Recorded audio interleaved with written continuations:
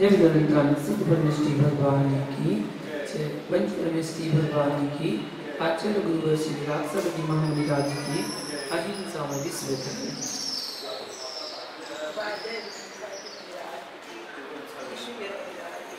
महानुभाव विनय की व्याख्या चल रही है। विनय संपन्नता 16 भावनाओं में दूसरी भावना है। उसके अंतर्गत विनय भावना चारित्र विनय के बारे में हम जान रहे हैं। 5 महाव्रत 5 सम्मति 3 गुप्ति, ये 13 प्रकार का निर्ग्रंथ दिगंबर श्रवणों का चारित्र है। 13 प्रकार के चारित्र में और प्राणी संयम इंद्रिय संयम में मूलोत्तर गुणों में स्वप्न में भी दोष नहीं लगाना, निर्दोष उत्साह पूर्वक कर्म क्षय के उद्देश्य पूर्वक चारित्र का पालन करना चारित्र विनय है। मन की सरलता को वृद्धिमान करना, समता में जीना, सहजता के समरस में लीन हो जाना चारित्र विनय है। जैसे धनवान धन की, बलवान बल की रक्षा करता है, उसी प्रकार चारित्रवान को निज चारित्र की रक्षा करना अनिवार्य है। विषयाभिलाषा विष है। विषयों की जो इच्छा रखता है, अभिलाषा रखता है, वो विष के समान है। चारित्र प्राण का घात क्षण मात्र में हो जाता है। विषयाभिलाषा विष से, इसलिए कहा है जब भी जीव का चारित्र से पतन होता है, सर्वप्रथम विषयाभिलाषा ही होती है। यदि जीव विषयाभिलाषा से अपनी रक्षा कर लेता है तो ध्यान रखो, विश्व की कोई शक्ति ऐसी नहीं जो चारित्र का हनन करा सके। सर्वप्रथम जीव 100 के अंदर अभिलाषा को प्रकट करता है, फिर तत्वानुभूति में मग्न हो जाता है। जहां विषयानुभूति की स्मृति में गया जीव, वहां से ही मानसिक विषय सुख का सेवन प्रारंभ हो जाता है। द्रव्य भाव उभय संयम से च्युत हो जाता है। विषयाभिलाषा के उत्पन्न होने की संभावना देखते ही जो साधक समझ जाता है, वह चारित्र के शिखर को प्राप्त हो जाता है। अभिलाषा और दर्शन उत्थान और पतन के प्रबल साधन हैं। उन्हें ही देखो, उन्हें ही चाहो। जो जो आत्म पवित्रता के साधन हैं, उन्हें ना देखो, ना जानो, ना चाहो। जो हेतु है बंधन के, जो आत्मा को पवित्र करे, बस उनका ही चिंतन, उनका ही मनन, उनको ही देखो। श्रवण व चिंतन उनका करो जो श्रवण मार्ग में स्थिर रख सके। ना करो श्रवण व चिंतन उनका जो श्रमत्व व समत्व का घात करा दे, संपूर्ण साधना से विमुख करा दे, मोक्ष और मोक्ष मार्गियों से भिन्नता उत्पन्न करा दे। असंक्लेश परिणामों का होना साधना है, ना कि संक्लेशता का नाम साधना है। या सावधान होकर समझना, प्रतिक्रमण, प्रत्याख्यान, प्रायश्चित का तात्पर्य ही संक्लेश भावों से मुक्त होना है। जो साधक संक्लेश भावों से मुक्त नहीं हो सकता, वह कर्मों से मुक्त होने की कल्पना ही ना करे। जिसका साधन विपरीत है, उसका साध्य सम्यक कैसे हो सकता है। स्ववीर्य को न छिपाते हुए साधना अवश्य करें तथा शक्ति से अधिक भी ना करें। यही तो जैनागम कहता है, अपनी शक्ति के अनुसार तब त्याग साधना करना चाहिए, ना शक्ति से अधिक, ना शक्ति से कम। साधना संक्लेशता में बदल पाए, साधना संक्लेशता में ना बदल पाए, इस बात का ध्यान अवश्य रखें। चाहे वह स्वाध्याय हो अथवा तत्व चर्चा हो, अन्य को विकल्प हो, उन सब में संक्लेशता का अभाव खोजो। संक्लेश परिणाम नहीं होना चाहिए। अक्सर देखा जाता है, जब कभी स्वाध्याय प्रवचन चलता है, उस समय जिस श्रावक के अंदर संकलित परिणाम होते हैं या परिणामों की विकृति आती है, वह इधर उधर देखना प्रारंभ कर देता है, उसका ध्यान हट जाता है, तो वहां उसी समय उसको उठ के चले जाना चाहिए, उसमें कोई दोष नहीं है। यदि वो वहां बैठा रहा तो उसके परिणाम संकलित होते रहेंगे और वो यही सोचता रहेगा कब मुनिराज के प्रवचन समाप्त हो, कब स्वाध्याय समाप्त हो, मैं उठ के जाऊं, ऐसे परिणाम होते रहेंगे। आप तो आगम तपोव्रत स्वमत की पुष्टि भी करने पड़े किसी आत्मभावी के प्रति, तब भी साधक को अपनी विशुद्धि की रक्षा करनी चाहिए। तत्व चर्चा गेय बनकर करे, मंडन खंडन को गेय बनाकर, परंतु आत्म संकलेशता को प्राप्त ना हो। आचार्य विज्ञान जी महाराज कहते थे, जब भी प्रवचन करो और प्रवचन करते समय श्रावकों को देखते रहो। यदि श्रावक जब तक आपके प्रवचन को टकटकी लगाकर सुन रहा है, आपको देख रहा है, इसका मतलब वो आपको सुनना चाहता है, वो आपके शब्दों को श्रवण करना चाहता है, इच्छुक है। और जैसे ही उसने इधर उधर देखना प्रारंभ किया, बार बार घड़ी देखना प्रारंभ किया, तभी साधक को वक्ता को चाहिए तो प्रवचन वही समाप्त कर दो। बस ना खुद के अंदर संकलित भाव आए, ना श्रावक के अंदर संकलित भाव आए, वही जिनवाणी का वाचन कहलाता है।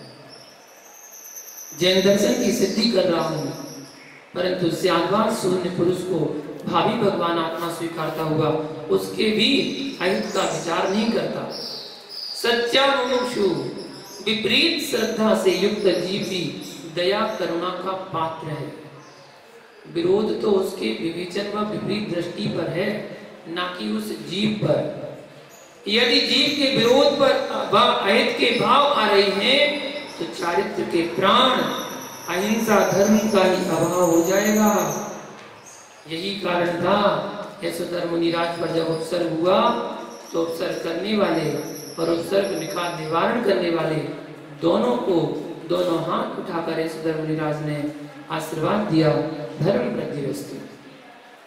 साधु कभी पक्षपात नहीं करता, इसलिए संकलित रहित धर्म चारित्र संयम एवं व्रत है। संकलितता के आते ही संपूर्ण गुणों का इति समझना। जो गण गच्छ संग उपसंग संप्रदाय पंथ आमनाय एक दूसरे के प्रति अशुभ भाव रखते हैं, वे संकलितता करते हैं। वे स्वयं की द्रव्य साधना में कितनी ही वक्रवृत्ति का प्रयोग कर लें, परंतु संकलितता व द्वेष के कारण में चारित्र विनय शून्य है। उनके मोक्ष मार्ग में ईर्ष्या की लू और मात्सर्य का तुषार लगा है। लू और तुषार दोनों ही कष्टप्रद हैं, आत्म शांति को भंग करने वाले हैं, अरति भाव को उत्पन्न करते हैं। अहो साधकों, स्व साधना पर चित्त स्थिर करो। पंथों से राग द्वेष असंयम भाव का ही जन्म होता है, ना कि संवेग निर्वेद भावना। संवेग निर्वेद परिणाम साधक के लिए अमृत है, परम रसायन है, जो चारित्र वृक्ष को वर्धमान रखता है। कसाय भाव कीड़े के तुल्य है, चारित्र गुण की जड़ों को नष्ट कर देता है। चारित्र मार्ग पर चलने के जब परिणाम हो, सर्वप्रथम उपेक्षा भाव को जान लेना चाहिए।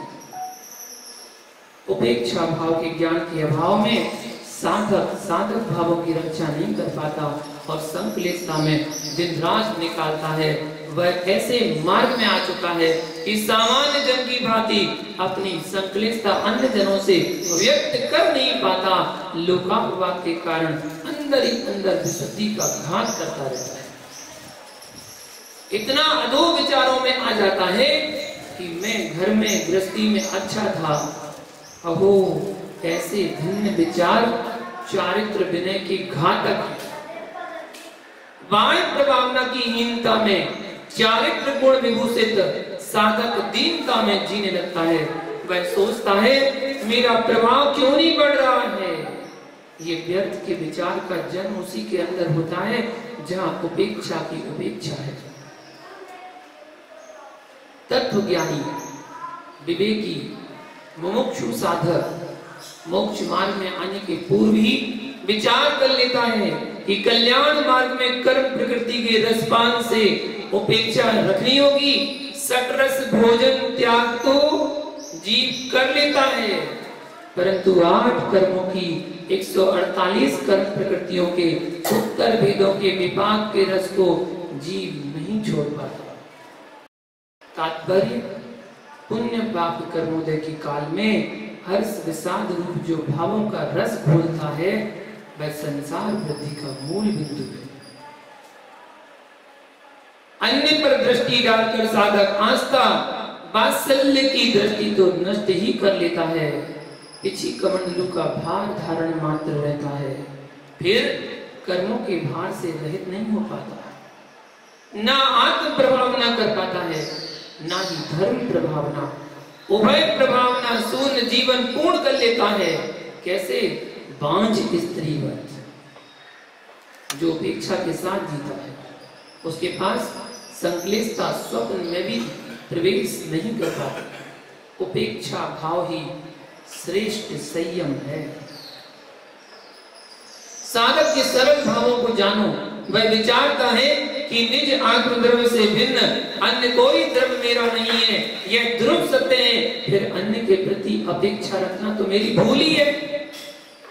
क्यों मैं किसी से अपेक्षा रखता हूँ कि ये मेरा ये करे, ये मेरा वो करे, ये मेरा काम कर दे, ये मेरे लिए अच्छा भोजन बनाए, ये मेरे लिए अच्छा आहार कराए, ये मेरा काम कर दे, ये मेरी सेवा कर दे।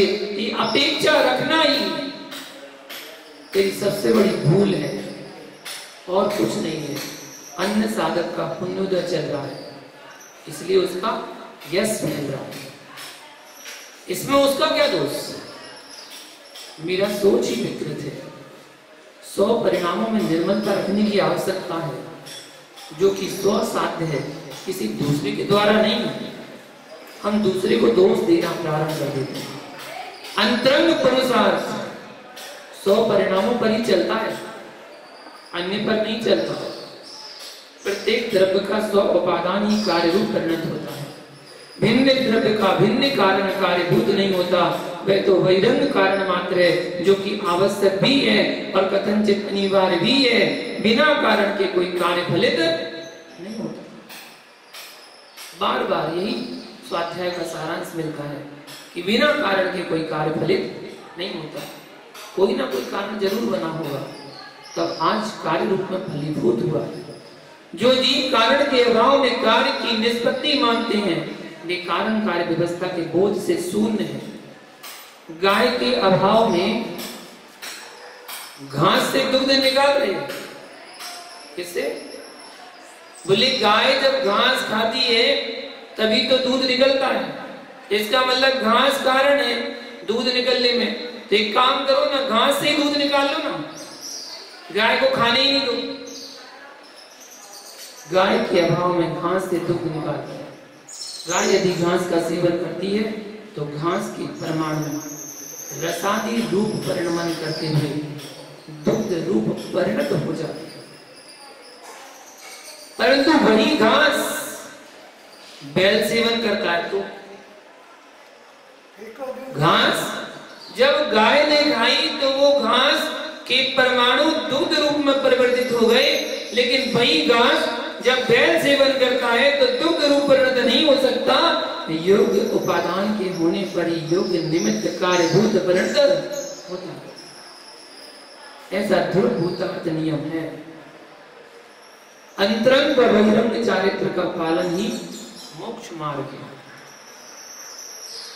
बहिरंग सम्यक आगम अनुकूल प्रवृत्ति और अंतरंग में अकसायक परिणाम। स्व स्व गुण स्थान जन्य कसायों का क्षय उपसम होना अनिवार्य है। उपसम भाव के अभाव में चारित्र का भी अभाव ही समझो।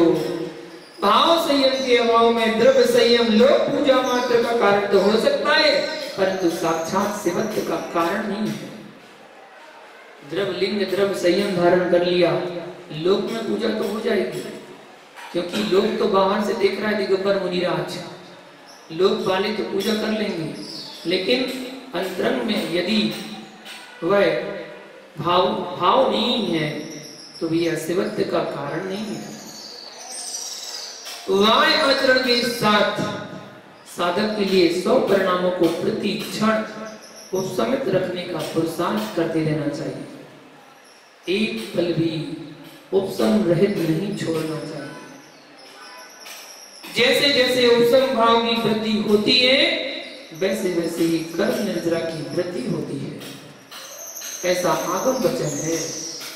साधक का कर्तव्य है प्रति क्षण 100 उपसम भाव का लक्ष्य स्थिर रखे, 100 उपसम भाव को हिलने ना दे। लोक में जो जीव हैं वे निंदा व प्रार्थना स्वार्थ से प्रेरित होकर ही किया करते हैं। उन्हें निज से भिन्न पुरुष का क्या हो रहा है उससे कोई प्रयोजन नहीं है। निंदा करे तो इतनी कर दे कि जिनकी निंदा कर रहा है वह नहीं सहन कर सका तो उस संताप से मरण को भी प्राप्त हो जाए। तब भी अज्ञानी स्वार्थी जनों को कोई करुणा नहीं है। ऐसे समय में स्व उपसम भाव को संभालना साधक का धर्म है। प्रार्थना को क्या कहा जाए जब श्रावक विवेक छोड़कर प्रार्थना करता है, स्वामी मेरे गांव चलो, यदि आप नहीं गए तो हम धर्म छोड़ देंगे। ये प्रार्थना कर रहा है, ये प्रार्थना है। अगर तुम नहीं चले तो हम धर्म छोड़ देंगे। वह क्या मालूम मेरी मृत्यु हो जाए। अरे भाई इतना विवेक तो रखो। मानसिक पीड़ा साधक को देकर शारीरिक पीड़ा देने के लिए तुम कितनी प्रार्थना कर रहे हो। श्रावक को चाहिए कि वह विनय विवेक पूर्वक प्रार्थना करे, स्वामी मेरे नगर को भी धन्य करें, आपकी साधना में कोई बाधा ना हो, सहज विचार करें। चौका भी लगाए श्रावक तो स्वशुद्धि पूर्वक भोजन करने के लिए, ना कि साधु को मानसिक पीड़ा देने के लिए। चौका भी लगाए तो किसके लिए? स्वशुद्धि पूर्वक भोजन करने के लिए, अपनी शुद्धि पूर्वक भोजन करने के लिए, ना कि साधु को मानसिक पीड़ा देने के लिए। नहीं तो एक साधु कहां जाएगा। ऐसे काल में निज की समता उपसम परिणामों को नहीं छोड़ना। एक साधक है, चौके 6-7 चौके लग रहे हैं, वह साधक किस किस की यहाँ जाएगा? केवल एक ही जगह तो जा पाएगा, बाकी 6 को तो संतोषी धारण करना पड़ेगा। कोई बात नहीं, हमने जो भोजन बनाया, हमने जो आहार बनाया वो अपने लिए बनाया, ना कि साधु के लिए बनाया। यदि साधु नहीं आ पाया तो क्या भोजन फेंक दोगे? नहीं ना, भोजन तो खाओगे। भोजन किसके लिए बनाया? यदि साधु ने 4 साधु ने आहार कर लिया और कुछ भोजन जो बचा रहा तो कौन करेगा? जितने लोग चौके में होंगे वही तो करेंगे ना। तो भोजन साधु के लिए बनाया था कि अपने लिए भी बनाया था? अपने लिए बनाया था। तो साधु अपने लिए नहीं, साधु के लिए नहीं, अपने लिए भोजन बनाना चाहिए। जो भी भोजन बनाओ, जितना भी बनाओ, निमित्त साधु नहीं होना चाहिए, निमित्त आप ही होना चाहिए। अपने लिए बनाना है। साधु भी बीच में परीक्षा ले लेता है। साधु जिस समय आहार कर रहे हो और आहार करते समय पूछे ये क्या चीज है, तो आपने बता दिया भाई मिठाई है। साधु फिर पूछेगी मेरे लिए बनाई है, मेरे लिए, पर आपने इतना कह दिया हाँ मुनिराज आपके लिए बनाई है। उसी समय साधु उस वस्तु का त्याग कर रहे हैं। यदि वो उसके बाद भी लेते हैं तो उनको उद्दिष्ट खाने का दोष लगेगा। उनकी निमित्त से बनाया गया भोजन उन्होंने किया तो उन्हें दोष लगेगा। इसलिए साधु निमंत्रण पर चौकी में नहीं जाता। अगर निमंत्रण में साधु चौकी में जाता है तो उसको उद्दिष्ट खाने का दोष लगता है, क्योंकि वो उसके निमित्त से बना हुआ भोजन वो करने के लिए जा रहा है। इसलिए ध्यान रखना, साधु को मानसिक पीड़ा नहीं देना। 7 चौकी लगी है, एक साधु 7 दिन में एक ही बार जा पाएगा। 7 चौकी में जाना है, एक ही चौकी में नहीं जाना। इसलिए 7 दिन का इंतजार करो। अगर आज आपके यहाँ हो गए हैं तो 7 दिन इंतजार करो, तो 7 दिन बाद मेरा नंबर आएगा। ऐसे मन में विचार करना, साधु को मानसिक पीड़ा नहीं देना। सोचो, निज की संता और साम प्रणामों को नहीं छोड़ना, अपने प्रणामों को उपसम बना के रखिए। श्रावक तो श्रावक है, पर साधक को साधक रूप का ध्यान रखना चाहिए। निर्जरा के हेतु दीक्षा धारण की थी, ना कि कसाय भाव बढ़ाने के लिए। पुरुषार्थ चतुष्टय में सर्वाधिक महत्वपूर्ण पुरुषार्थ मोक्ष पुरुषार्थ है। मोक्ष पुरुषार्थ की सिद्धि धर्म पुरुषार्थ से होती है। तत्वज्ञानी को धर्म पुरुषार्थ समझना चाहिए। धर्म संप्रदाय भूत, पुण्य क्रिया भूत और रूप गुण भूत, समता भूत, इन धर्मों को जानकर जो निज ध्रुव 100 गुण ज्ञान दर्शन है, वह आत्मा तत्भूत न्याय भूत तन्मय भूत धर्म है, जो आत्मधर्म से कभी भिन्न हो ही नहीं सकता। उस गुण को शुद्ध करने की भावना है तो पुण्य धर्म भूत धर्म है, उसका आश्रय लेना होगा। उसके साथ जो समता धर्म है उसकी रक्षा प्रतिक्षण करनी होगी। यदि वह नहीं है तो संपूर्ण मोक्ष मार्ग में अनर्थ ही अनर्थ है। सोपादान को ठीक रखने के लिए प्रतिक्षण जीव को विशुद्धि स्थान को निर्मल रखना होगा। इसी भावना के साथ शेष विषय आगे जानेंगे। तप विनय के लिए जानने के लिए हमें आगे विनय भावना जो चारित्र विनय है उसको और समझना पड़ेगा। छोटी सी बात कहकर अपनी बातों को विराम दूंगा। अन्न को सुधारने की दृष्टि अधर्म दृष्टि है। स्वधर्म को उपसम भाव की रक्षा है। लोग की किसी भी अवस्था को देखकर स्वसमता से चित होने की आवश्यकता नहीं है। यह चारित्र विनय है। चारित्र विनयशील जीव नियम से मोक्ष मार्गी है। समता के अभाव में मोक्ष मार्ग की गंध भी नहीं है। साधना के मार्ग में आने की पूर्व तैयारियां विशाल होना चाहिए। बिना तैयारियों के नहीं आना चाहिए। इतनी साधना करना चाहिए जिससे भविष्य में भी साधना के प्रति आस्था बनी रहे। समता भाव जरूर होना चाहिए। यदि किसी ने कुछ कह दिया आपके लिए, समता भाव धारण करना सबसे बड़ा धन है साधक का। आप मेरी भावना पढ़ते हैं ना, मेरी भावना में सामने भाव धन रखते हैं। साधु का सबसे बड़ा धन यदि कोई है तो वो सामने भाव है, समता भाव। किसी ने कुछ कह दिया, ठीक है कह दिया, हम उसको क्यों लें? अगर सही है अच्छा है तो हम उसको लेने को तैयार है। यदि गलत है तो ये तेरा काम, तेरी बात, तू अपने पास रख, मुझे चाहिए नहीं। शरीर की साधना के साथ भावों की विशुद्धि की भी साधना अनिवार्य है। अपने भावों को निर्मल रखें। 100 परिणाम भिन्न पुरुष पर जा रहे हैं और उसे देखकर आपके अंदर कसाय वृद्धिमान हो रही है। यह भिन्न पुरुष का दोष नहीं है, पर तेरे अंदर वैराग्य विहीन साधना में कसाय की ज्वाला का प्रभाव है। ऐसा पुरुष 100 के साथ छल कर रहा है और अपनी कसाय को धर्म मान रहा है। वह ना 100 परिणामों से परिचित है और ना सत्यार्थ धर्म से परिचित है। शांत असंकलित भावों के सद्भाव में ही धर्म से जीव परिचित हो सकता है। अन्यथा कसाय की पुष्टि को धर्म मानकर स्वयं की वंचना करता रहेगा। ऐसा धर्मात्मा पता मक्का जानते हैं ना, भुट्टा के रेशों को कश्मीर की केसर समझ रहा है। कश्मीर की जो केसर होती है ना वो ऐसी रंग की होती है, शुद्ध केसर। नगर नगर के खेतों में, नदी तालाब व पर्वतों पर नहीं होती। शुद्ध केसर तो कश्मीर में ही उत्पन्न होती है। इसी प्रकार कसाय के भुट्टों पर वीतरागता की केसर उत्पन्न नहीं होती। वक्र दृष्टि से मोक्ष की प्राप्ति नहीं होती।